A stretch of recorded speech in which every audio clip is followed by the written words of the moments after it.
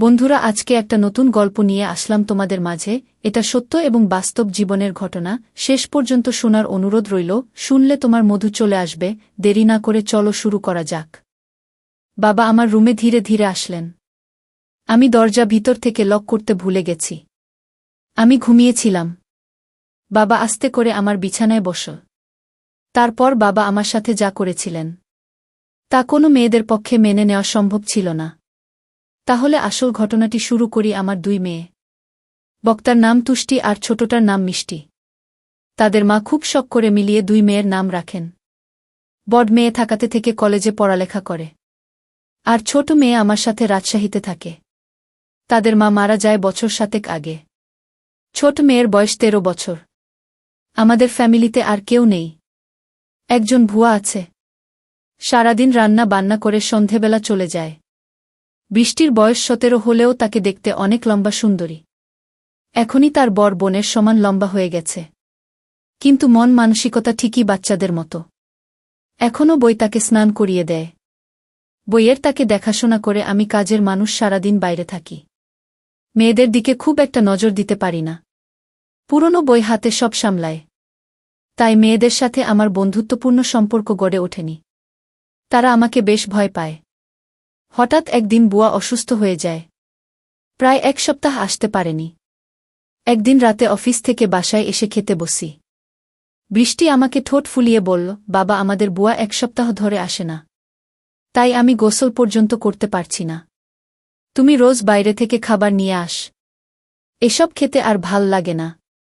তুমি কাল থেকে নতুন কোনো বুয়া নিয়ে আসো প্লিজ। আমি হাতটা করে বললাম, গোসল না হয় আমি করিয়ে দিলাম, কিন্তু খাবারের যখন সমস্যা তো নতুন বোঝাত খুঁজতে হয়। বৃষ্টি বলল, ঠিক আছে কাল গোসল করিয়ে দিও। আমি খাওয়া বন্ধ করে মেয়ের দিকে চাইলাম। বৃষ্টি দেখতে খুব সুন্দর হয়েছে, একদম তার মায়ের মতো। আমি বৃষ্টির দিকে তাকিয়ে থাকতাম, কারণ আমার মেয়ে বৃষ্টি ঠিক তার মায়ের মতো হয়েছে। আমি আমার মেয়ের চেহারার দিকে তাকালে আমার স্ত্রীকে যেন খুঁজে পেতাম। আমি ভাবতে লাগলাম, মেয়েটি তো বড় হয়েছে, তারপরও এখনও বাচ্চাদের মতো আচরণ করে। তাকে গোসল না করিয়ে দিলে সে গোসল করবে না। আমি বাবা হয়ে মেয়ের দায়িত্ব নিতে। আমি বৃষ্টিকে বললাম, তুই এখন নিজের গোসল করা নিজে শিখ, কারণ কিছুদিন পর তোর শ্বশুরবাড়ি যেতে হবে। মেয়ে তখন বলল, বাবা আমি কোনোদিন শ্বশুরবাড়ি যাব না। আমি তোমার সাথে সারা জীবন থাকব। এই বাড়ি ছেড়ে আমি কোথাও যাব না। আমি আমার মেয়ের কথা শুনে অবাক হয়েছিলাম। এই মেয়েকে নিয়ে আমি কি যে করি। পরের দিন তাকে আমি গোসল করিয়ে দিলাম, নিজ হাতে তুলে ভাত খাইয়ে দিলাম। তারপর মেয়ে আমার শান্ত হল। আমি বললাম, যাও বৃষ্টি, এবার তোমার রুমে গিয়ে ঘুমিয়ে পড়। সে বায়না করে বলল, বাবা ঠিক আছে। বরাক ছাড়া আমি একা আমার রুমে ঘুমাতে ভয় করে। আমি তাকে সান্ত্বনা দিয়ে বলেছিলাম, শোন মা, কিছুদিন পর থেকে তুই আমার রুমে ঘুমাবি, ঠিক আছে? এখন নিজের রুমে গিয়ে ঘুমিয়ে পড়ো মা। তারপর মেয়ে যখন তার নিজের রুমে ঘুমাতে গেল, আমি গভীর রাতে আমি ধীরে ধীরে মেয়ের শোবার ঘরে গেলাম। গিয়ে দেখি সে টিভি দেখছে। আমি তাকে গিয়ে বললাম, না তুমি এখনও টিভি দেখছ? আমার মেয়েকে বললাম, মানে তোর মুখের দিকে তাকালে তোর মায়ের মুখটা আমার চোখের সামনে ভেসে ওঠে। আমার কথা শুনে সে খুব খুশি হল। আমি আমার মেয়ের দিকে তাকিয়ে রইলাম। আমি যেন আমার মেয়ের মাঝে আমার স্ত্রীকে খুঁজে পেলাম। আমি যখন এভাবে তাকিয়েছিলাম সে কিছুটা অবাক হল। বল, তোমার কি হয়েছে বাবা? তুমি এভাবে আমার দিকে তাকিয়ে আছো কেন? আমি তোমার খুব আদরের মেয়ে, তাই না বাবা? আমি বললাম, হ্যাঁ মামনি, তুমি খুব আদরের মেয়ে আমার। আমার বাবা বলল, আমি তোমার সাথে আমার একটা কথা ছিল। কি কথা বাবা? মা আমি, তুমি আমার কথা রাখবে না? আমার মেয়ে বলল, বাবা তুমি আমার জন্মদাতা, আর তোমার কথা কি আমি ফেলতে পারি? আমি তোমার সব কথা রাখব। তোমার কথা না রাখলে যে আমার অমঙ্গল হবে। আমি ভাবতে লাগলাম কিভাবে কি করা যায়। হঠাৎ বুদ্ধি এলো মাথায়। আমি তাকে গম্ভীর হয়ে জিজ্ঞেস করলাম, কতদিন গোসল করি? সালামা, প্রায় 1 সপ্তাহ। তাই?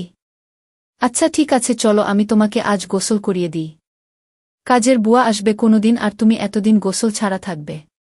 নাম গোসল না করলে ঘুম হবে না মামনি রাতে।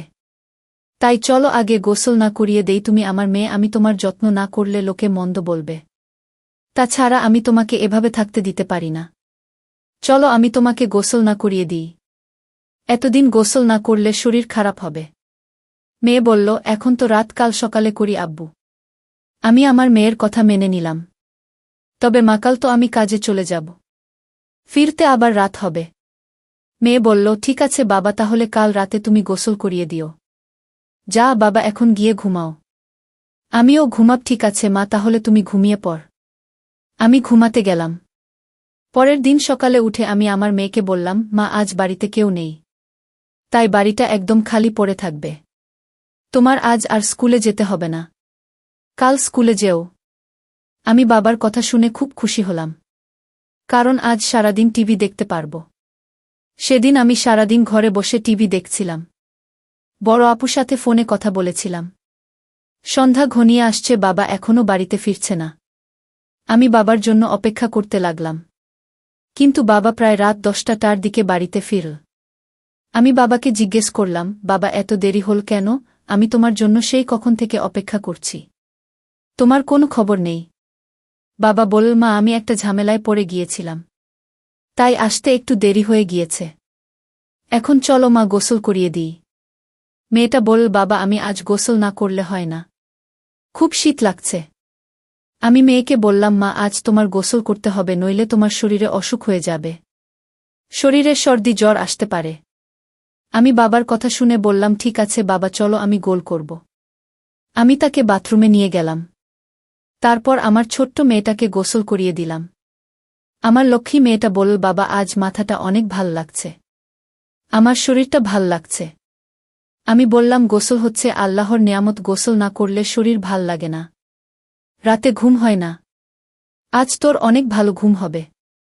তারপর রাতের খাবার খেয়ে যখন আমি ঘুমাতে গেলাম, আমার মেয়ে বলল, বাবা আজ তুমি আমার রুমে ঘুমাবে, কারণ এই রুমে আমি একা একা থাকতে ভয় লাগে। আগে তো আপু আর আমি একসাথে থাকে। আমি আমার মেয়ের কথা শুনে বললাম, ঠিক আছে তুমি আমার রুমে চলে আসো। আমি আর আমার মেয়ে গল্প করতে শুরু করলাম। আমার মেয়ে আমায় জিজ্ঞেস করল, বাবা তুমি মায়ের অভাব বোধ করছো? হ্যাঁ মা, তোর মা তুই অনেক ছোট থাকতেই মারা গিয়েছিল।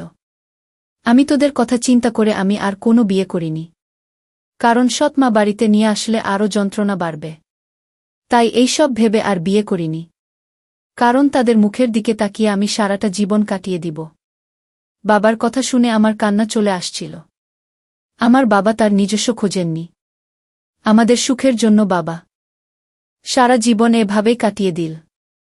আসলে এরকম বাবা হয় না এই জুটি, কিন্তু আমি যে ভাবনাটা ভেবেছিলাম সেটা আমিই ভুল ভেবেছিলাম। জানি না সেটা ভুল না সঠিক।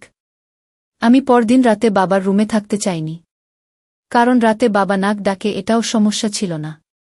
আমি বাবাকে পাশে রেখে মোবাইল দেখতে পারি না, আর সেই জন্য সিদ্ধান্ত নিলাম, আজ থেকে আমি আমার রুমে একা ঘুমাব। আমি পরদিন বাবাকে বললাম, বাবা আজ আমি একা একা আমার ঘুমাব। আর সেদিনই ঘটল আসল ঘটনা। আমি রাতে আমার রুমে যখন ঘুমাতে গেলাম, তখন বাবা আমায় ডাক দিয়ে বললেন, আমি আজ। তুমি তোমার রুমে একা ঘুমাতে ভয় পাবে না? মেয়ে আমার বলল, না বাবা, আমি তো দিন দিন বড় হচ্ছি, আর এখন আমার একা একা রুমে ঘুমাতে ভয় করে না। বাবা তুমি ঘুমিয়ে পড়ো। কিন্তু আমার চোখে কোনো ঘুম নেই। আজ 15 বছর ধরে আমি একা। আমার স্ত্রী একটা রোড অ্যাক্সিডেন্টে মারা যায়।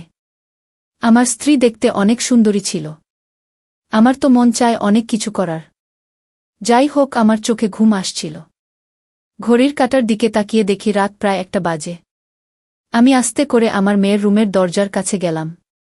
দরজা ধাক্কা দিতেই খুলে গেল। আমার মেয়ে হয়তো দরজাটা ভিতর থেকে লক করতে ভুলে গেছে। আমার আর কষ্ট হল না। আমি রুমের ভিতরে ঢুকলাম। আমার মেয়ের দিকে তাকিয়ে দেখি কত শান্তির ঘুমাতে। মনে হচ্ছে নিষ্পাপ একটা মেয়ে, তাকে ড্রিমলাইটের আলোতে অনেক সুন্দর দেখা যাচ্ছিল, ঠিক তার মায়ের মতো। আমার কাছে মনে হলো এটাই বুঝি আমার স্ত্রী। আমার নিজের মেয়েটাকে দেখে আমার অন্যরকম অনুভূতির সৃষ্টি হল। আমি ধীরে ধীরে মেয়ের বিছানার পাশে গিয়ে বসলাম। এক নজর তার দিকে তাকালাম। আমার অনেক ভয় করছিল, যদি আমার মেয়ে এখন জেগে যায়, তখন কিভাবে? আমি ভুলে গিয়েছিলাম এটা আমার মেয়ে শুয়ে আছে। এটা আমার জন্য একটা বড় সুযোগ। এসব ভাবতে ভাবতে হঠাৎ আমার মেয়ে জেগে উঠল। যে আমায় দেখে চমকে উঠল আর বলতে লাগল, বাবা এত রাতে আমার তুমি কি করছো? আমি বললাম, কেন, আমি কি তোমার রুমে আসতে পারি না? কিন্তু বাবা আমি তো দরজা লক করে ঘুমাচ্ছিলাম। তুমি রুমের ভিতরে ঢুকলে কি করে? আমি বললাম, মা তুই ঘুমানোর আগে দরজা লক করতে ভুলে গিয়েছিলি, আর তাই তো রুমে আসতে পারলাম। বাবা তুমি ইদানিং কেমন জানি হয়ে গেছে। যাও তোমার রুমে গিয়ে ঘুমাও, যখন তখন আমার রুমে ঘরে চলে আসো। পরদিন সকালে আমি আমার মেয়েকে বললাম, মা গোসল করবে না। আমি চলে গেলে কে তোরে গোসল করাবেন?